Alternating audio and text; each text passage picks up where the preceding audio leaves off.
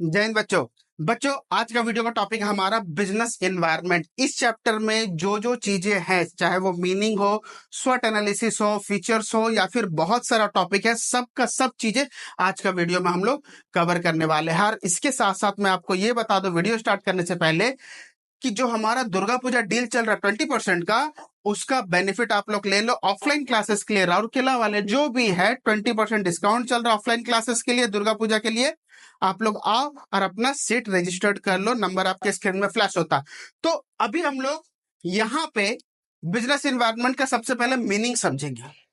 Meaning क्या है business environment? देखो, इन्वायरमेंट का वर्ड वर्ड सुन के आप लोग समझ में आ जाता होगा कि बिजनेस का इन्वायरमेंट, तो हमारे बिजनेस के इर्द गिर्द, मतलब आजू बाजू, हमारे सराउंडिंग में जो भी चीजें हैं, वो सारा का सारा चीज को हम लोग बिजनेस एनवायरनमेंट बोलते हैं। लेकिन उसमें एक चीज ऐड ऑन कर दो। ऐड ऑन क्या करना है कि बिजनेस एनवायरनमेंट उसे बोला जाता है जो हमारे बिजनेस के सराउंडिंग में तो है, और वो चीजें हमारे बिजनेस को इम्पैक्ट डाल रहे हैं, मतलब इफेक्ट डाल रहे हैं, चाहे वो पॉजिटिव हो चाहे वो नेगेटिव हो। याद रखें। इसीलिए देखो यहाँ पे क्या बताया गया, business environment is the surrounding in which business exist.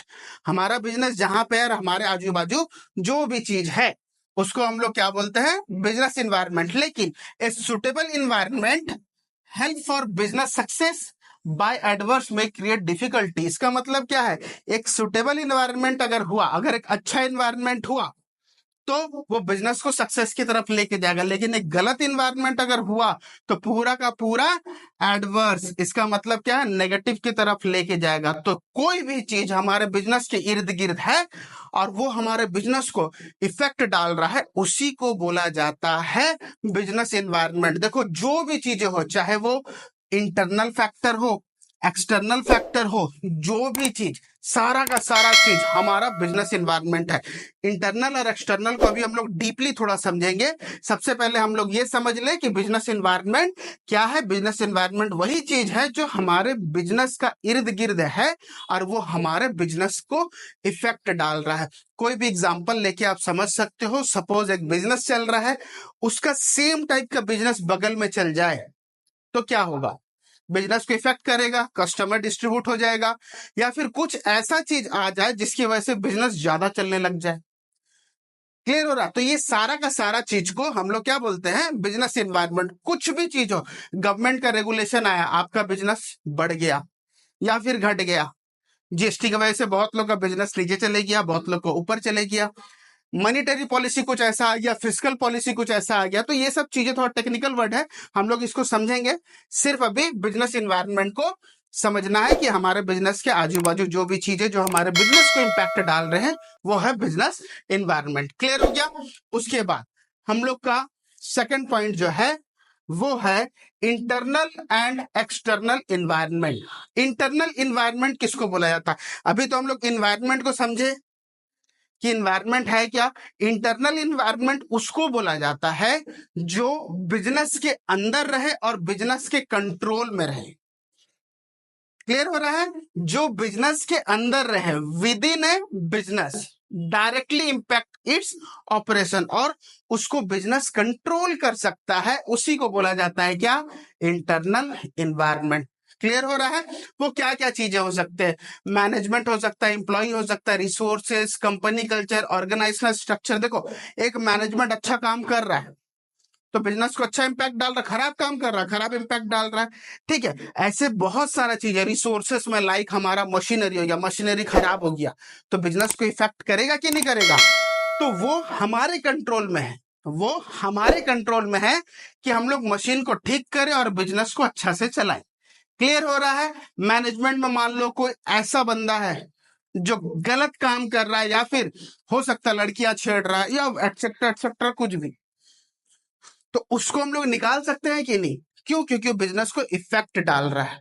तो ये हमारे बस में है, ये हमारे इंटरनल इन्वायरमेंट के अंडर में आता, तो जो हम लोग उसको हम लोग कंट्रोल कर सकते।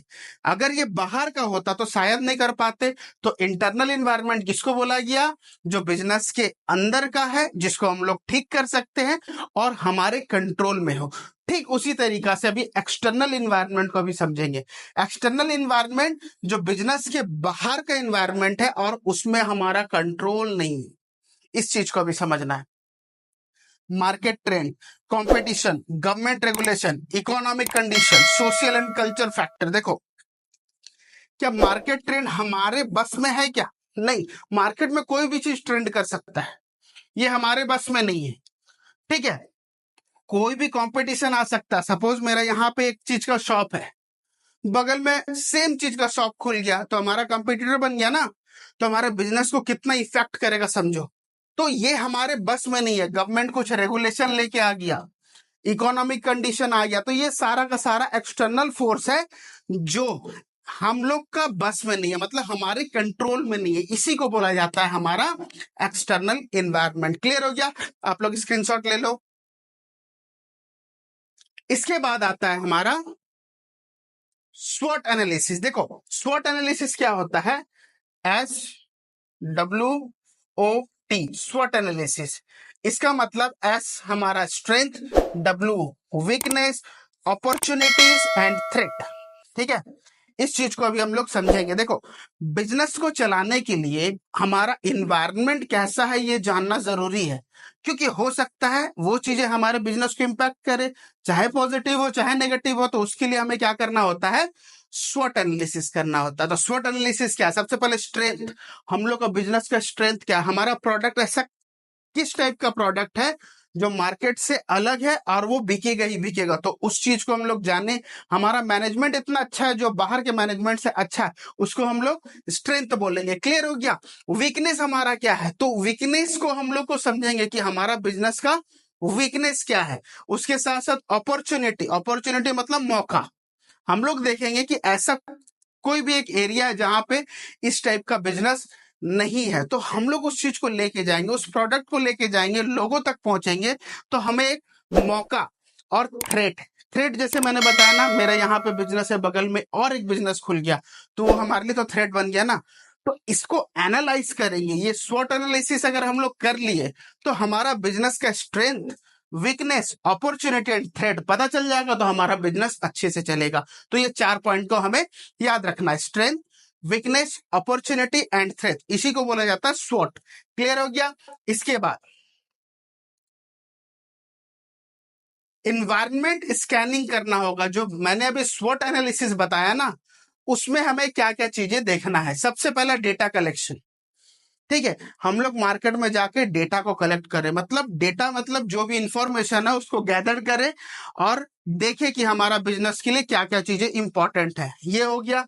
उसके बाद डेटा एनालिसिस। डेटा एनालिसिस में हम लोग क्या देखना है कि बिजनेस का पैटर्न हमारा कैसे है और बाकियों का पैटर्न कैसे है, उसका बिजनेस इतना ज्यादा चल क्यों रहा है, हमारा बिजनेस इतना ज्यादा क्यों नहीं चल रहा, ये सब चीज को कलेक्ट करना। क्लियर हो गया? उसके बाद स्वॉट मैट्रिक्स, अभी जैसे मैंने बताया था, स्वॉट मैट्रिक्स क्या था?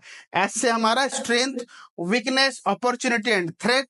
ठीक है, उसके बाद एक्शन प्लानिंग, तो जो चीजें हम लोग कलेक्ट किए और जो चीजें करने वाले, अब उसको एक्शन में कन्वर्ट, मतलब इंप्लीमेंट करना, कि इतना सारा जो डेटा कलेक्ट किए है ना, अब उसको इंप्लीमेंट करने का बारी आया।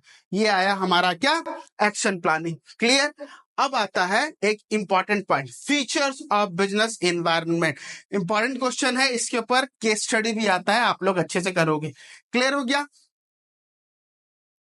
तो फर्स्ट पॉइंट है हमारा स्पेसिफिक फोर्स। देखो, स्पेसिफिक फोर्स क्या होता है? स्पेसिफिक फोर्स का मतलब ये होता है कि एक ऐसा इन्वायरमेंट जो स्पेसिफिक टाइप के बिजनेस को इंपैक्ट डालता है। कैसे? सॉरी, देखो, स्पेसिफिक फोर्स क्या है? कोई एक पर्टिकुलर टाइप का बिजनेस, सपोज मान लो कपड़े का बिजनेस में 18% जीएसटी आ गया। ठीक है, तो कपड़े का बिजनेस वाले लोगों को दिक्कत आएगी कि नहीं आएगी? 18 से 28% आ गया और 10% बढ़ गया, तो ये स्पेसिफिक टाइप का बिजनेस को इंपैक्ट करेगा। या फिर ऐसे बोल सकते हैं हम लोग कि मान लो हमारा ये एक बिजनेस है कपड़े का, इसका ठीक बगल में और एक कपड़े का दुकान आ गया। इसमें अब हम लोग को क्या देखना है? इसमें ये देखना है कि सिर्फ मेरे बिजनेस को हार्म पहुंचेगा कि पूरा दुनिया का कपड़े का दुकान को हार्म पहुंचेगा। ऐसा नहीं ना, क्लियर हो रहा है? तो एक स्पेसिफिक फोर्स का मतलब यही है कि एक ही टाइप का या कोई पर्टिकुलर बिजनेस को हार्म पहुंचना या पर्टिकुलर बिजनेस को फायदा पहुंचना। क्लियर होगा? उसके बाद पॉइंट 2, जनरल फोर्सेस। देखो जनरल फोर्सेस क्या है, अभी जैसे मैंने बताया ना कि सभी को उसका हार्म करेगा, सभी को। एक ऐसा चीज आ गया मार्केट में जो सबको हार्म किया। लॉकडाउन आया कि नहीं, सभी को हार्म किया। अभी रिसेंटली आप लोग सुने होंगे ना, ईरान और इजराइल दोनों के बीच में वॉर छिड़ गया। अब यहां से तेल आना बंद हो गया। अब तेल आना बंद हो गया तो सारा गाड़ी रुकेगा कि नहीं, और गाड़ी के ऊपर ही तो पूरा डिपेंड है ना। पूरा इकोनॉमी 2-3 दिन में पूरा क्रैश हो गया। इंडिया में आप लोग देखे होंगे तेल नहीं मिल रहा, चीजों का रेट बढ़ जा रहा। क्यों? क्योंकि तेल नहीं आ रहा। अब गाड़ी नहीं आएंगे तो सब्जी का रेट, बाकी जितना भी ग्रोसरी रेट है, सब चीज बढ़ेगा कि नहीं। तो सोचो लड़ाई कहाँ हुआ, वो तो हमारे कंट्रोल में नहीं था। इसी को बोलते हैं जनरल फोर्स। मतलब वहां पे लड़ाई हुआ और पूरा का पूरा इंडिया का इकोनॉमी देखो यहाँ पे चेंज हो गया। क्लियर हो रहा है? इसको बोलते हैं हम लोग जनरल फोर्स। उसके बाद आता point 3, inter relation. Inter relation क्या है? देखो किसी चीज की वजह से किसी चीज को इम्पैक्ट पड़ना, मतलब एक चीज की वजह से दूसरा चीज को इम्पैक्ट पड़ना। जैसे मैंने लास्ट टाइम भी बताया था कि एक चाय पत्ती अगर बहुत ज्यादा बिक रहा, बहुत ज्यादा, तो याद रखना चीनी भी बिकता होगा, गुड़ भी बिकता होगा। रीजन क्या है? या तो चीनी के साथ पिएंगे या गुड़ के साथ पिएंगे, हो सकता है शुगर फ्री के साथ पिए, जो भी। तो देखो ब्रेड, बटर, ये सब क्या है? गाड़ियां बिक रही है बहुत ज्यादा, तो पेट्रोल भी बहुत ज्यादा बिकेगा। तो देखो एक दूसरे को कैसे इंपैक्ट डाल रहा है। आज के डेट में एआई बहुत ज्यादा है, आर्टिफिशियल इंटेलिजेंस जैसे आया, लोगों का जॉब जा रहा। देखो एक दूसरे से कैसे रिलेटेड है। उसी समय कोई और है जो एआई को यूज करके अपना जॉब को परफेक्ट बना ले रहा है।